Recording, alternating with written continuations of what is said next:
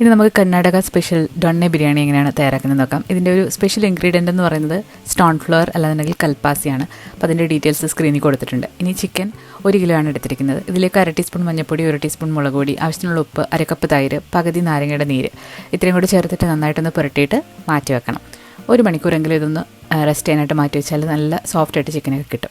ഇനി 3 കപ്പ് ജീരകശാല അരിയാണ് എടുത്തിരിക്കുന്നത്. നന്നായിട്ട് കഴുകിയതിന് ശേഷം കുതിർക്കാനായിട്ട് മാറ്റി വെക്കുക.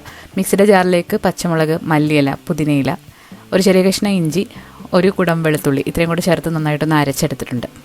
ഇനി വെജിറ്റബിൾ ഓയിലും നെയ്യും കൂടെ നന്നായിട്ട് ചൂടായി വരുമ്പോൾ ഇതിലേക്ക് 2 സവാള നീളത്തിലരിഞ്ഞത്, ആവശ്യത്തിനുള്ള ഉപ്പ് ചേർത്ത് നന്നായിട്ടൊന്ന് വഴറ്റിയെടുക്കുക.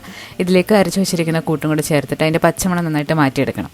പച്ചമണം മാറി വന്നു കഴിഞ്ഞാൽ വറുത്ത് പൊടിച്ച് വെച്ചിരിക്കുന്ന മസാല ചേർത്തു, ചിക്കനും കൂടെ ചേർത്തിട്ട് നന്നായിട്ടൊന്ന് ഇളക്കിയിട്ട് അടച്ചു വെച്ച് മീഡിയം ഫ്ലെയിമിലിട്ട് ചിക്കൻ നന്നായിട്ട് വേവുന്ന വരെ ഒന്ന് വെയിറ്റ് ചെയ്യാം.